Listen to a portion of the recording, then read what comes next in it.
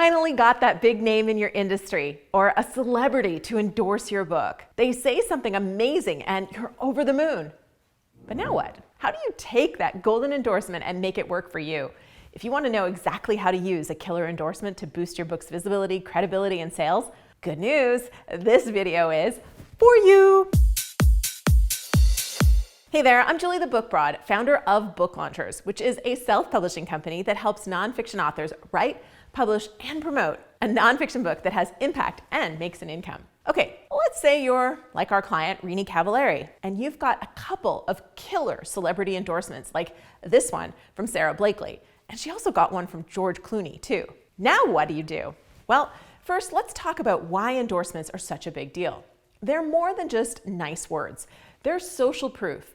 An endorsement from someone respected in your field or a celebrity can instantly increase your book's credibility and make potential readers take notice. Think of it like this. When someone influential vouches for your book, it's like a personal recommendation to thousands or millions of their fans. Now, as I say that, I feel like I need to make a clarification on that. They typically are not making a recommendation to their fans. They usually give you the quote and it's up to you to use it. For example, Sarah Blakely did not turn around and promote this quote on her Instagram. Had she, it probably would have sold a lot of copies for Rini. We've had other clients get major endorsements from people like the CEO of Disney, the Dalai Lama, and others, and they are super, super excited.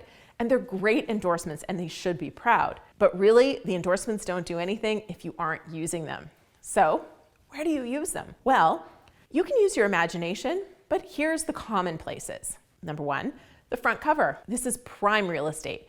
If your endorser is a household name or a leader in your field, slap that quote on the front cover. Short, powerful, and impactful. I'll talk more in a second about how you figure out if a quote is cover worthy or not. 2, back cover. Now, do you have multiple endorsements? On the back cover, you can showcase 3 to 5 blurbs. This is especially common if it's a hardcover with a dust jacket because you can put the book description and your bio on the flaps inside and have the endorsements on the back.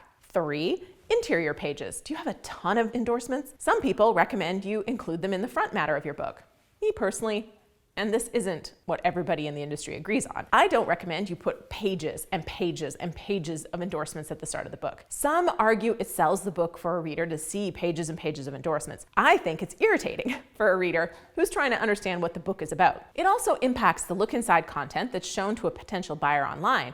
And when someone actually has bought the book, it's just that much further they have to flip before they can start reading. Now, putting them at the back, that's not going to do anything either. So I get that putting them at the front is a great way to show off without cluttering the cover or filling up the back. I'm just not convinced the advantages outweigh the disadvantages. Now, again, that said, people do believe it's a great strategy, so I just felt like I should share it, even if it's not something I would generally do.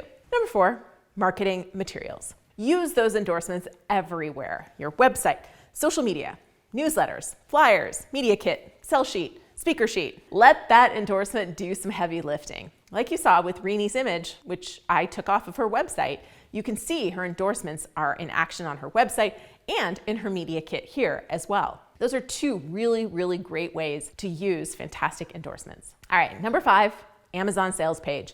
On your Amazon product page, there's a section called editorial reviews. That's where you can put your endorsements and you can have some lovely designed A+ content and put really notable endorsements in that design as well. Again, we'll use Rini as an example because she has some really great ones and we designed the A+ content for her. Now, here's a fun fact for you. We did put those endorsements on her A+ content and well, the Amazon bots were in full action and her A+ content got kicked back because they said the endorsements weren't from notable enough people. George Clooney, Sarah Blakely. Yeah, okay. Anyway, we pushed back and it did get approved, but it was kind of funny. The bots, they're not fans of theirs, I guess. Let's say you have a handful or more endorsements. How do you know what to put where?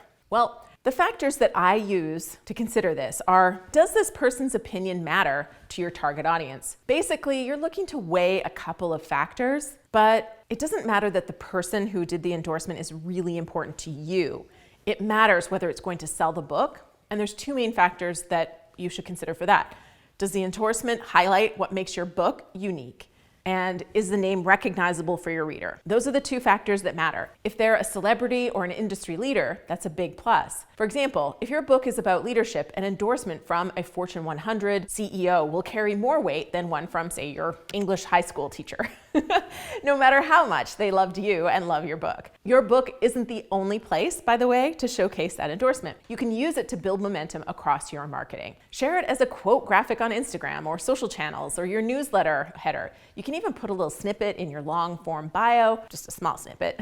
Oh, and this isn't an issue for most authors, but it does happen. What if you've got too many endorsements to use? Well, first of all, lucky you, and also congrats, because you've obviously been hustling. First is to prioritize quality over quantity. Choose the most impactful endorsements, again, from your reader's perspective, to decide if they're going on your cover, front or back. Then, use variety for Amazon, and if you put them inside your book, showcase different perspectives. For example, one from an industry expert and another from a satisfied client. Then repurpose. Use all those extra endorsements in blog posts, promotional videos, media outreach pieces. Don't let them go to waste. There's always a way to take advantage of an endorsement, even when they aren't cover worthy. All right, so here's your step-by-step. Number 1, choose the most powerful endorsements for your cover. 2, place 3 to 5 solid ones in the back cover if you have them. Number 3, showcase the rest in your book's front matter, or my preferred method is to put them in marketing materials and leave that front matter to sell your book. 4, use that endorsement everywhere. Website, social media, emails, press releases, you name it. Did you get an amazing endorsement? Tell me how you're using it in the comments below. I'd love to hear your ideas. And then head on over here. This is the video YouTube thinks you must hear or see. And this is the latest and greatest from the channel. Click on over. I'll see you there.